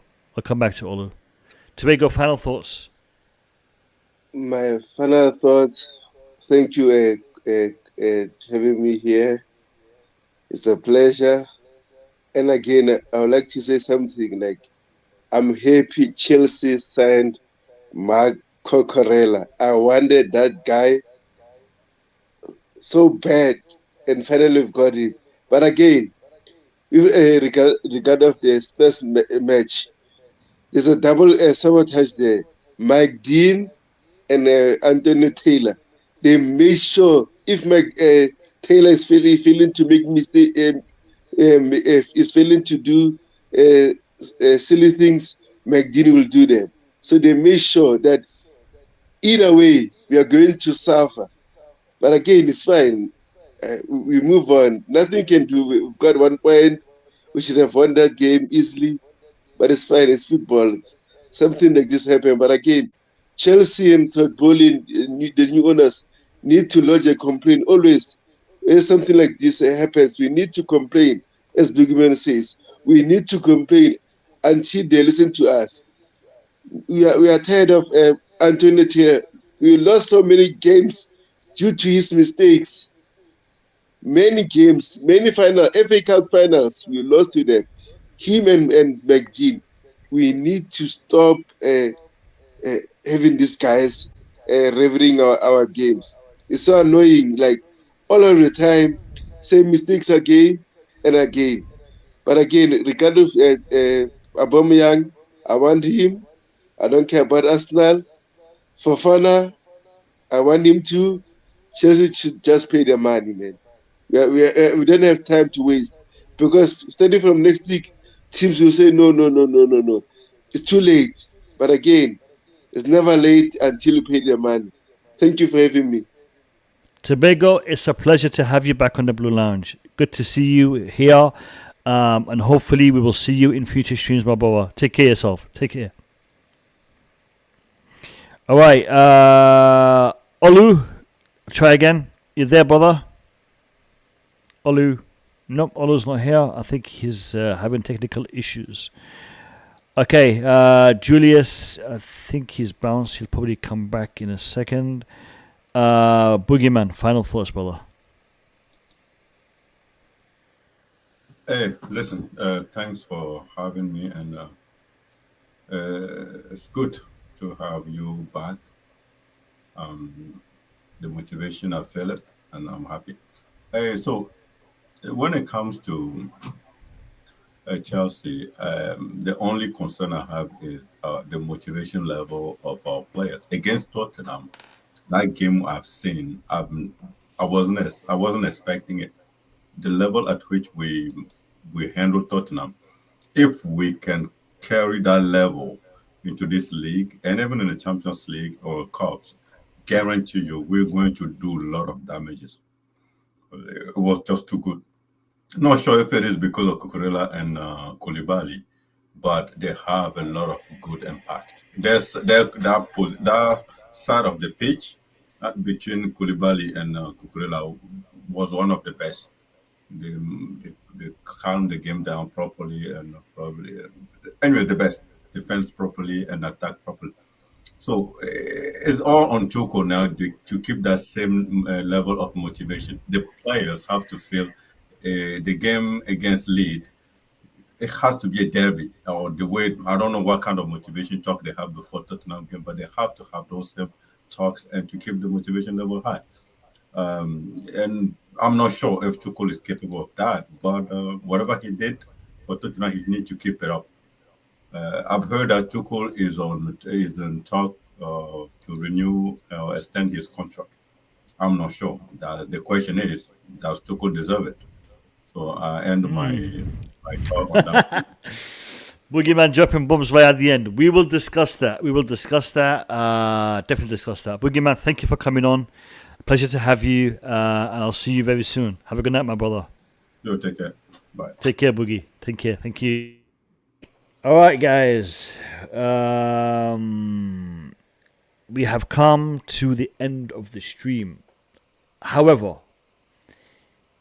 I'll be back on tomorrow. We'll be back on tomorrow to do a match preview for Chelsea versus Leeds United. We'll be back on tomorrow at 9 p.m. UK time. I will be trying to do something similar to what we did in the past, where I would have you guys vote for different formations, different lineups. We'll try to do a predicted lineup like we did last season. We'll be reviewing the press conference, which was out today. We'll be reviewing that together. So we'll be doing a preview tomorrow night. And then we'll be doing a watch-along on Sunday night. And I will be trying to do content on a more regular basis for you guys. But what I ask you to do is to make sure you've hit that like button on today's stream. Oops. And make sure you've subscribed to this channel, because I need your assistance to get the Blue Lounge back and running like we had it before we shut down. And the only way we're going to do that is if you guys continue to support the channel, and I know you will. So I'm just asking you as a favor. Guys, we're going to end the stream with the old soundtrack, one of your favorites. If I can find it. I found it. All right. The video has changed, but the soundtrack is the same. Have a good night, people. And I will see you all tomorrow. Take care. Up the Chels. And peace.